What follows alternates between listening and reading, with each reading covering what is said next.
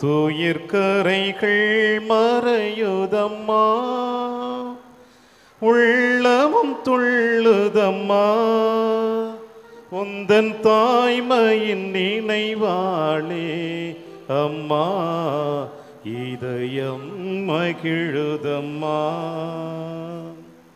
கிறிஸ்து இயேசுவில் பிரியமான அன்பு சகோதர சகோதரிகளே, அன்பு அன்னையின் பக்தர்களே, இந்த பாடலை ஏன் பாடினேன் என்றால், அன்னை மரியாளுடைய தேர்பவனி ஆரம்பிக்கப்பட்ட நேரம் முதல் கார்மேல் அன்னையினுடைய திருக்கொடியானது கொடிமரத்தில் ஏற்றப்பட்ட நேரம் முதல் இதோ இந்த ஆலயத்தில் நற்கருணை நாதருடைய முன்னிலையில் மண்டியிட்டு நம்முடைய தேவைகளை எல்லாம் அவருடைய கரத்தில் அர்ப்பணிக்கின்ற தருணத்தில் நம்முடைய கவலைகள், வேதனைகள், துக்கங்கள், போராட்டங்கள், நோய் நொடிகள் அனைத்தையும் நம் அன்னை மரியாள் தன்னுடைய மகனிடம் பரிந்து பேசி நமக்கு நிறைவான ஆசீர்வாதத்தை பெற்று தந்திருக்கிறாள் என்பதை உணர்ந்ததின் அடிப்படையில் தான் இந்த பாடலை நான் பாட ஆரம்பித்தேன். இதயம் மகிழுதம்மா, துயர் கரைகள் மறையுதம்மா, எங்கள் உள்ளமும் துள்ளுதம்மா, தாயாக இருக்கின்ற நீர் எங்களோடு இருக்கின்ற பொழுது எங்களுக்கு என்ன கவலை என்பதை உணர்ந்ததின் அடிப்படையில் இந்த தாயினுடைய முன்னிலையில் நாம் அனைவரும் அமர்ந்திருக்கின்றோம். பிரியமான அன்பின் தேவ பிள்ளைகளே, இது நற்செய்தி வாசகத்தினுடைய மைய பொருளாக நம் அனைவருக்கும் கொடுக்கப்பட்டிருப்பது, மணமகன் தங்களோடு இருக்கும் வரை மணவிருந்தினர்கள் துக்கம் கொண்டாட முடியுமா என்ற கேள்வியை ஆண்டவர் இயேசு கிறிஸ்து யோவானுடைய சீடர்களிடம் எழுப்புகிறார். இறைவன் என்னோடு இருக்கின்ற பொழுது நான் ஏன் துக்கம் கொண்டாட வேண்டும்? அன்னை மரியாள் என்னோடு பயணித்துக் கொண்டிருக்கின்ற பொழுது எனக்குள் ஏன் கவலை? இந்த விதமான மனநிலையோடு இது ஆண்டவரை நெருங்குகின்ற பொழுது, அன்னை மரியாளிடம் வருகின்ற பொழுது, நம்முடைய வாழ்க்கையில் சந்தித்து கொண்டிருக்கின்ற எல்லா போராட்டங்களிலிருந்தும் நிச்சயமாக நாம் விடுதலை பெறுவோம் என்பதுதான் இன்று அன்னை மரியாள் அழகாக கூறுகின்றார். திருப்பள்ளியின் முன்னிலையில் அழகாக தந்தை அவர்கள் சொன்னார்கள். கார்மேல் தந்தை அவர்கள் எந்த அளவிற்கு மனவேதனையோடு, வருத்தத்தோடு, கவலையோடு அவர்கள் அன்னை மரியாளை நோக்கி செபிக்கிற பொழுது, அந்த தாயானவள் தன்னுடைய கரத்தின் வழியாக அவர்களிடம் ஒப்படைக்கப்பட்ட அந்த உத்திரியத்தின் வழியாக அவர்கள் நிறைவாழ்வை பெறுவார்கள், நிறைவாக இருப்பார்கள், துன்பத்திலிருந்து அவர்கள் விரட்டப்பட்டு அவர்கள் முழுவதுமாக மகிழ்ச்சியோடு வாழ்வார்கள் என்ற அந்த ஆசீர்வாதம் மிக்க அந்த வார்த்தையை அன்னை மரியாள் கொடுத்திருக்கிறாள் என்றால், தான் பெற்ற பிள்ளைகள் எப்படிப்பட்ட வேதனையில் இருக்கிறார் என்பதை அன்னை மரியாள் அறிந்து வைத்திருக்கிறார். இந்த சமுதாயத்தில் எந்த ஒரு பயிற்றுவிக்கக்கூடிய பயிற்சியாளர்கள் தன்னை நாடி வருகின்ற எல்லா மாணவ செல்வங்களுக்கும் அவர்கள் முழுவதுமாக அறிந்து வைத்ததின் அடிப்படையில் தான் தன்னுடைய பிள்ளைகளுக்கு பயிற்சி கொடுக்கிறார்கள். அவர்கள் பயிற்சி கொடுக்கின்ற அந்த நிகழ்வுகள் எதுவாக இருக்கட்டும், அது விளையாட்டுத் துறையாக இருக்கட்டும், தொழில் ரீதியாக இருக்கட்டும், எந்த ஒரு ரீதியாக இருக்கின்ற தருணத்திலே அதை முழுவதுமாக அறிந்து தெரிந்து வைத்த பயிற்சியாளரால் மட்டும்தான் தன்னை நாடி வருகின்ற பிள்ளைகளுக்கு அந்த பயிற்சி கொடுக்க முடியும். அந்த வரிசையில் பார்க்கிற பொழுது, இந்த மண்ணுலகில் இறைவனுடைய சாயலாக பிறந்திருக்கின்ற நீங்களும் நானும் சரி, நம்முடைய வாழ்விலே எப்பொழுதுமே மகிழ்ச்சியாகவும் இருந்ததில்லை, துயரமாகவும் இருந்ததில்லை. இரண்டும் நம்முடைய வாழ்க்கையில் இரண்டர கலந்ததாகத்தான் வாழ்ந்து கொண்டிருக்கின்றோம். கருவறையில் இருக்கின்ற குழந்தை கூட வேதனையை அனுபவிக்கின்றது, கல்லறைக்கு செல்லக்கூடிய முதியவர்கள் கூட துயரத்தில் தான் வாழ்ந்து கொண்டிருக்கிறார்கள். இப்படிப்பட்ட சூழ்நிலையில் கருவறையில் இருக்கின்ற குழந்தையும் கல்லறைக்கு செல்லக்கூடிய முதியவர்களும் இந்த இரட்டிப்பு வாழ்க்கையில் வாழ்ந்து கொண்டிருக்கின்ற நாம் அனைவருமே வேதனையோடு, வருத்தத்தோடு, கவலையோடு இந்த அன்னை மரியாளை நோக்கி நாம் செபிக்கின்ற பொழுது நிச்சயமாக இந்த அன்னை மரியாள் நம்மை கைவிட மாட்டாள்.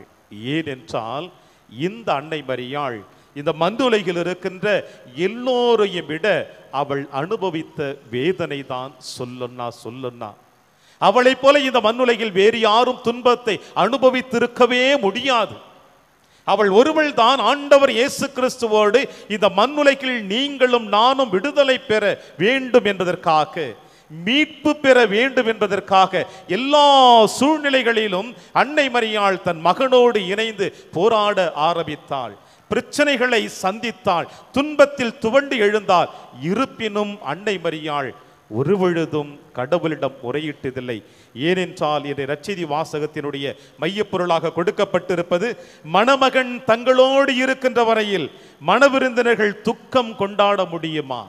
பிரியமான அன்பின் தேவ பிள்ளைகளே, அன்னை மரியாளை கபிரியேல் தூதர் சந்திக்கின்ற பொழுது, அருள்மிக பெற்றவளே வாழ்க என்று கபிரியேல் தூதர் அன்னை மரியாளை சந்தித்து சொல்லுகின்ற பொழுது, இவ்வாழ்த்தொலி எங்கனமாகும் என்று அன்னை மரியாள் கலங்கி நின்றால் இருவருக்கும் இடையே உரையாடல்கள் ஏற்பட்டது. இந்த உரையாடல் இறுதியிலே அன்னை மரியாள் சொன்ன வார்த்தை, இதோ ஆண்டவருடைய அடிமை, உமது வார்த்தையின்படி எனக்கு ஆகட்டும் என்று தன்னை ஆண்டவர் கரத்தில் அர்ப்பணித்த காரணம் என்ன? கபிரியேல் தூதர் சொன்னது, உன்னதரின் வல்லமை உன் மீது நிழலிடும். உன்னதர் மட்டுமா? தந்தை கடவுளும் அன்னை மரியாள் மீது இறங்கி வந்தார், ஆவியானவரும் இறங்கி வந்தார். ஆண்டவர் இயேசு கிறிஸ்துவும் வார்த்தையானவர் அன்னை மரியாளுடைய கருவறையிலே தங்க ஆரம்பித்தார். இந்த மூன்று நபர்களும் அன்னை மரியாளோடு இணைந்திருக்கிற பொழுது அன்னை மரியாள் உணர்ந்து கொண்டால், அப்பொழுதுதான் சொன்னால், நான் ஆண்டவரின் அடிமை, உமது வார்த்தையின்படி எனக்கு ஆகட்டும் என்று. இந்த நிகழ்வை அன்னையாம் திரு அவை உங்களுக்கும் எனக்கும் சொல்லுகின்ற செய்தி என்னவென்றால், மங்கள வார்த்தை, மங்களகரமான நிகழ்வு. நம்முடைய சமுதாயத்திலே மங்களகரமான நிகழ்வுகளை நாம் கொண்டாடி கொண்டிருக்கிற பொழுது ஏதாவது ஒரு விரிசல் ஏற்பட்டு விட்டால் அந்த ஒட்டுமொத்த சமுதாயமே அந்த குடும்பத்தை பார்த்து, அந்த நபர்களை பார்த்து, இப்படி உங்களுக்கு ஆகிவிட்டது என்று சொல்லி கொண்டிருப்போம். இதுதான் சமுதாயத்தினுடைய நிலைமை. ஆனால் அன்னை மரியாள் கபிரியேல் தூதர் சந்தித்து சென்றவுடனே அவளுக்கு முதலாக விழுந்த இடியானது, கடவுளால் தேர்ந்தெடுக்கப்பட்ட நீதிமான் என்று சொல்லக்கூடிய யோசேப்பு செய்த செயலை நாம் பார்ப்போம். மறைவாக தன்னுடைய மனைவியை விலக்கிவிட திட்டமிட்டார். திருமணம் முடிப்பதற்கு முன்னதாக மன ஒப்பந்தம் செய்யப்பட்டிருக்கிற தன் மனைவியானவள் கருதரித்திருக்கிறாள் என்று அறிந்தவுடனே சூசை தன்னுடைய மனைவிக்கு மணவிலக்கு கொடுக்கின்றார், விவாகரத்து கொடுக்க ஆரம்பிக்கின்றார். எந்த ஒரு பெண்ணால் இதை ஏற்றுக்கொள்ள முடியும்?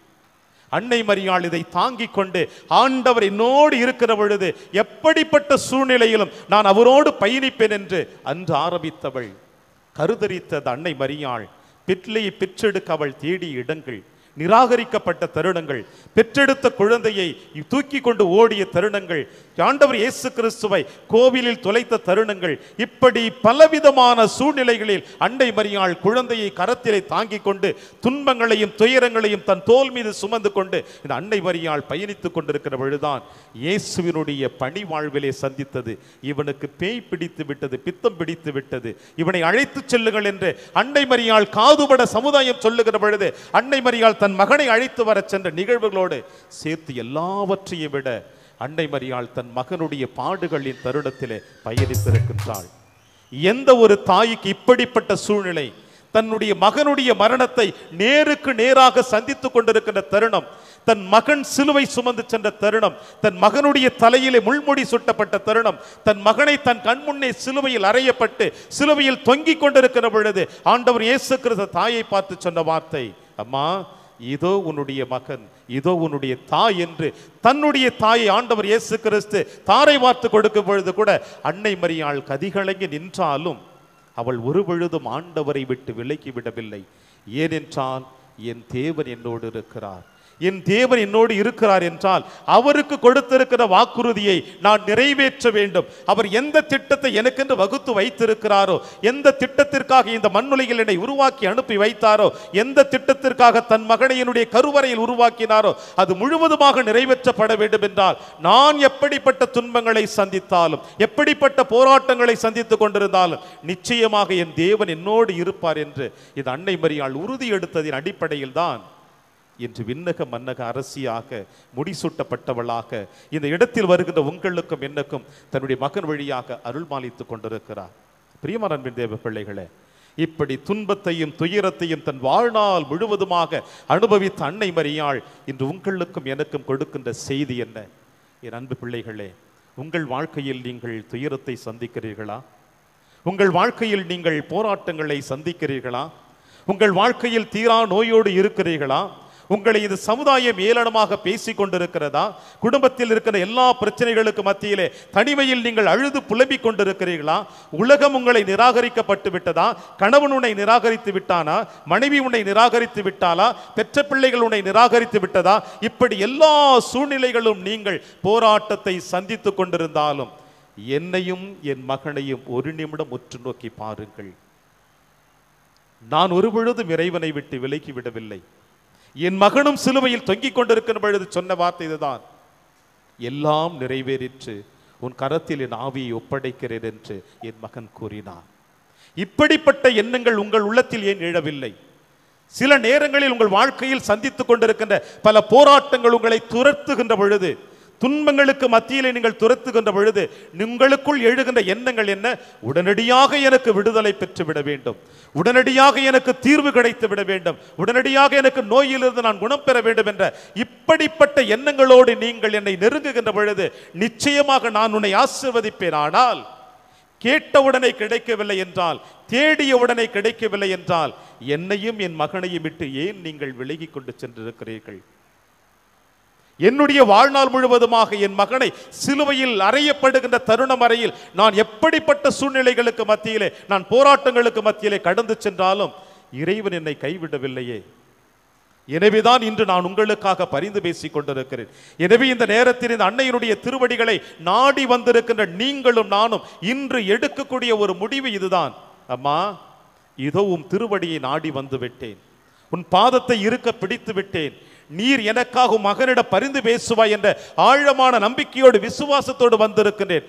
எனவே என் துன்பத்தில் நீர் துணையிருந்து, என் வேதனை தருணங்களில் துணையிருந்து, அந்த காணாவூர் திருமணத்தில் அவர்கள் கேட்பதற்கு முன்னதாகவே உன் மகனிடம் பரிந்து பேசி அந்த திருமணத்தில் இருக்கிற துன்பங்களை துடைத்து வைத்தது போல என்னுடைய குடும்பத்திலும் என்னுடைய வாழ்நாளிலும் நீர் உன் மகனிடம் பரிந்து பேசி எங்கள் துன்பங்களை நீர் தீர்த்து வையும் என்று அந்த அன்னை மரியாளிடம் நாம் இன்று பிரதர்க்கினை எடுப்போம்.